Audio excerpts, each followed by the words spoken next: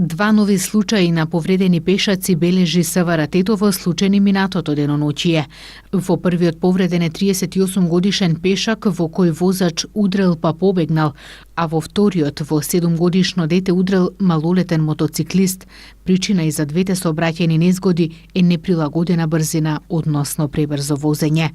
И статистиката на Републичкиот совет за безбедност на сообраќајот, како и СВР Тетово, со фрапантни бројки кои говорат дека 25% од вкупниот број загинати и повредени лица во сообраќајните незгоди во Македонија се пешаци. Според нив, изразено во апсолутни бројки, во нашава земја во просек годишно од 30 до 35 лица пешаци го губат животот во сообраќајни незгоди. Ги прашуваме тетовци колку внимаваат додека се движат по улица. Многу, ви кажам многу. Зашто стварно не се поштува премин на бело, мислим, нигде. Пред неколку дена, 10 дена има, една жена, албанка, не е важно се, албанка, македонка. Скоро да ми изгази. И на 30 метра допри и излезе и дојаѓа кај мене. Викам, што доаѓа се? Подобро да се ми изгазила. Вика, фала.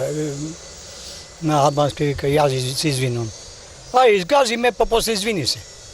И тоа, како да ви кажам? Ги почитувате сообраќајните правила? Нормално, многу јасно. Тоа е за секој еден граѓанин нормално и треба да го поштува секој знак, разбираш. Ама овдека нема, баш и до грабата, знаеш. Уште не е средена ситуација, а не знам да ќе се среди тоа. Дали ги почитувате сообраќајните правила? Па ретки случаи. Некој ги почитувам како ковар.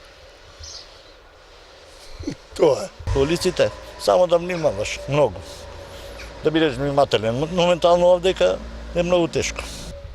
Многу внимава. Ние сме стари. Мора да внимаваме. Обавезно гледаме светлото, зелено, чим се запали тргнуваме. Иначе ќе седиме по 15 минути ако треба, уредушо. Стари луѓе не можеш да побегнеш, нозете не одат.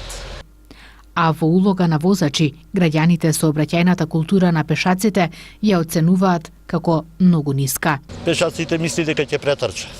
Не е претрчување, треба сепак. Само и овдека, и семафорите, и тоа, кој работи, кој не работи, кој поштuje, кој не поштuje, е многу мало. А како кој? Дали поминувале на пешачки премин, внимавале на предност? Ретки случаи, ретки.